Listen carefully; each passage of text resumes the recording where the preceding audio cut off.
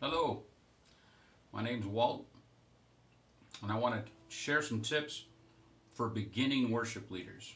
Now, I've been playing guitar for 25 years. I've been playing in churches for about 23 years.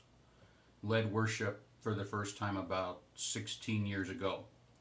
And I've done that in Southern style churches with choirs and so forth.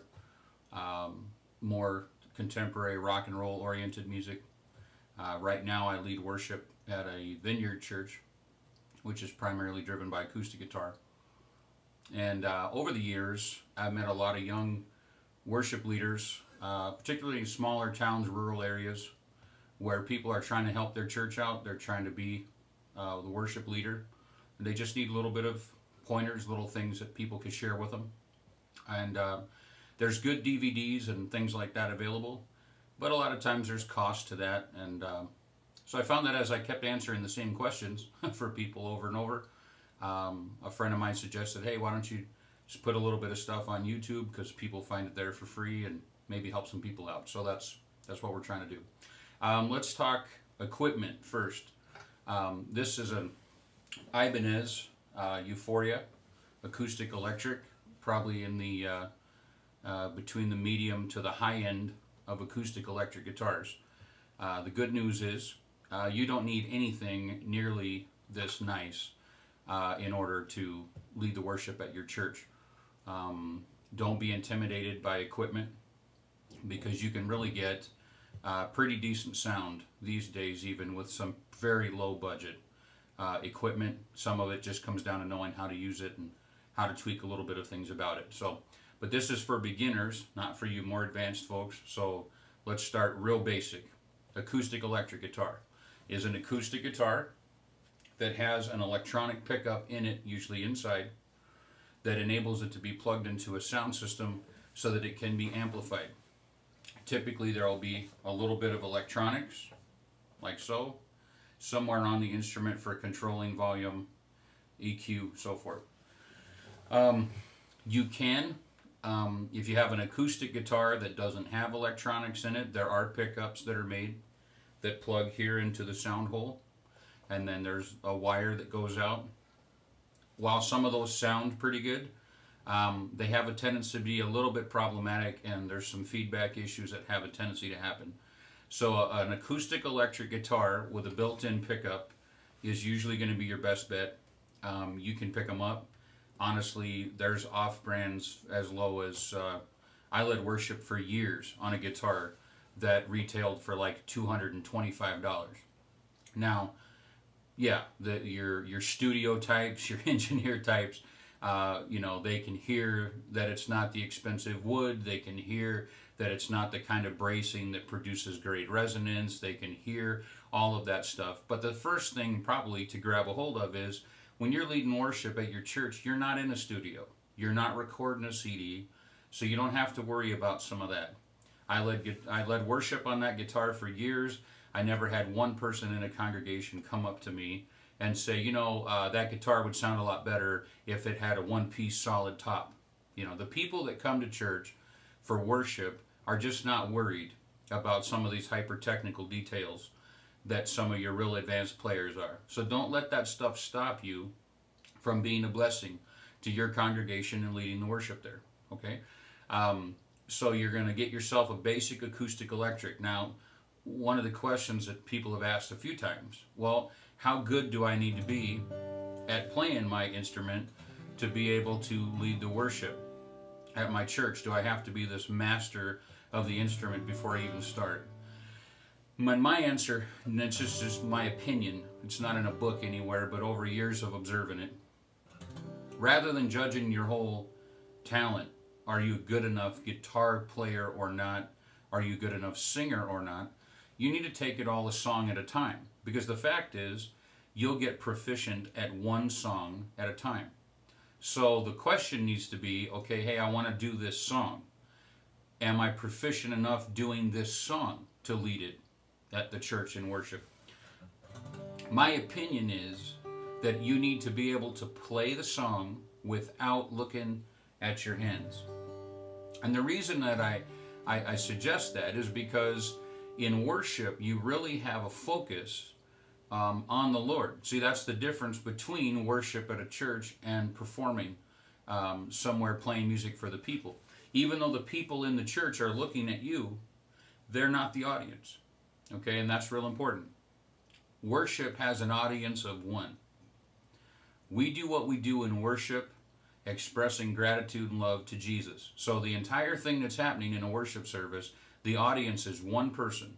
We do what we do to bless and please Jesus. It's about Him. It's for Him. If it's done correctly, it's to Him. And the goal we have as worship leaders is to bless Him. The idea really is that the congregation, they basically become the choir. We're going to all get together and we're going to bless Him. Now, there will be people in the congregations, without fail, that think that you're singing to them. And you'll know it right away because they'll come and tell you, you know, hey, I didn't really like that song, or I don't really like, you know, and of course, I mean, as Christians, we're nice to people. We have compassion. We understand that maybe they don't totally understand the dynamic of the worship service. But as the worship leader, it's important that you understand your audience is Jesus, and you're trying to gather up these people in a meaningful way as you can so that everyone together is worshiping Jesus. So take it a song at a time. Can I do this song good enough to lead my church in worship to this song? And I believe the starting point of that should be, can you play the song without needing to look at your hands? So that's first. Do you have to look at your hands to make the chords work?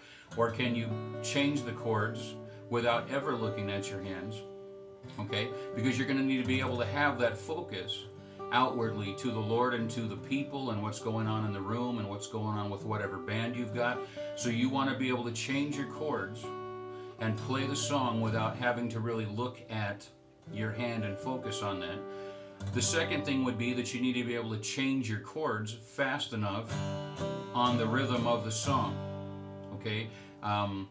You don't want to be in a situation where you're playing the song and throwing off the rhythm of the song because one change you can't make without getting a beat or two behind, okay? And then these two things together, can I play the song without looking at my hand, and can I make the changes and stay on tempo? See, this gives you something to practice. A lot of times people don't take proper advantage of practice because the time goes by and they don't really accomplish anything. Well, take a song, write down all the names of all the chords that are in it, okay?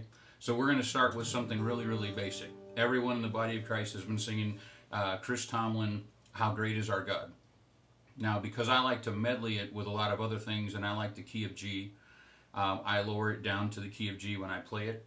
It's a little bit, almost, it borders on too low at that point. But like I say, I like to medley it with other things, and so that just helps not having to stop and move a capo or whatever. And so if I'm going to play that song in the key of G, the chords in it are G, E minor, C, and D. 4 chords. Nice, easy key of G type song at that point. So if I was trying to practice this as a new worship leader, so first I want to make sure I want to get my G chord down. I don't want it buzzing or having any kind of, you know, erroneous buzzing fret noises or any of that. Nice, clean G chord, okay? E minor chord, C chord, D chord. So I want to first get those chords where they sound clean and they sound right, and then I want to work on being able to change them, and I can even make an exercise out of that. I want to be able to change them just as fast as I need to.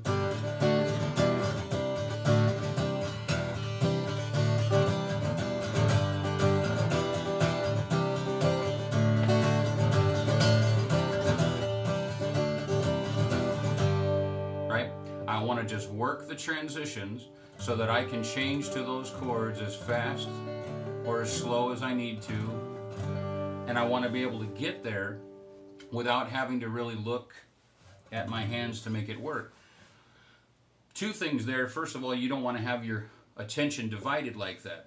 Okay, you want to have your focus on the melody and the lyric, because that's the real substance of the worship. And what you're playing on your guitar is just the supporting musical framework to that melody. So you want to be able to focus on the melody, first of all. You want to be able to sing it well. To sing it well, most of the time you have to be able to play it without there being a whole lot of thought going into that, so that you can focus on the singing part. The other thing is just dynamics of singing live. If you have a microphone in front of your face, every time you have to look down to make your chord work, see, the vocal is going to be dropping in and out every time you have to look away. So you want to try to get it down. You can play it without looking at it, and you can make the changes on time. And so then maybe you have the song worked out, right? How great is our God? Sing with me, how great is our God, and all will see how great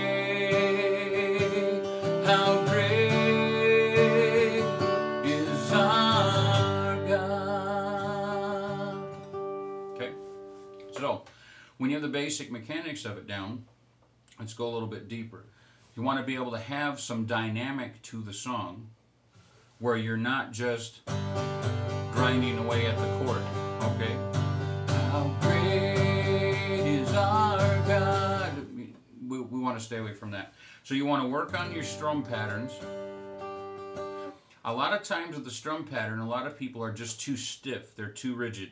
And a good strum comes out of having kind of a real relaxed flow, and most of the time you're not back and forth across all the strings, okay, with every stroke. You might go down across all of them, and the little accent beats here might just be like the bottom 3 or 4 strings.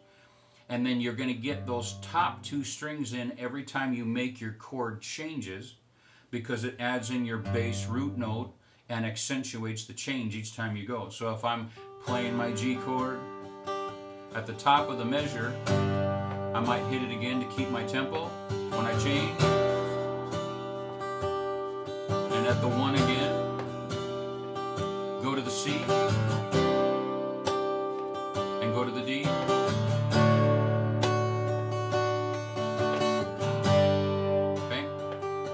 So you're going to work on your strum pattern so that you can almost always tell. If your strum pattern's correct, you can keep your entire band in time, because they will always hear the 1 or the beginning of every measure by how you're strumming it. And as you practice and play together some, they'll have an easy time following your tempo, okay?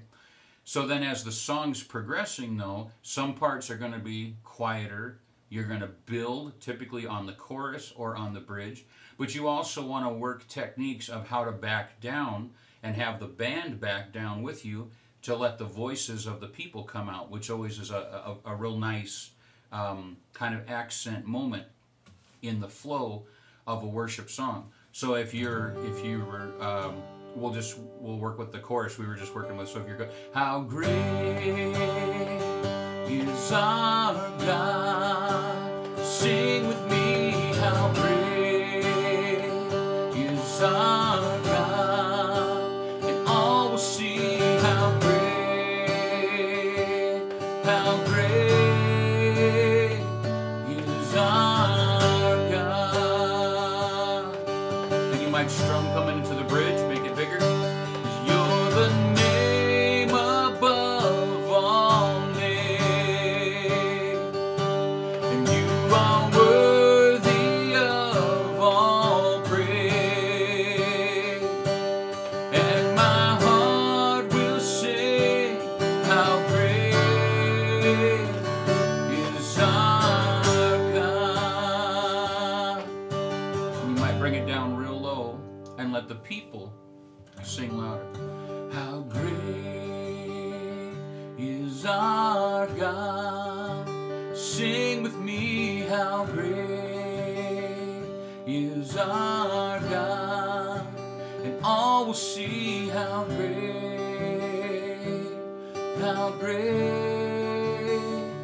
is our God.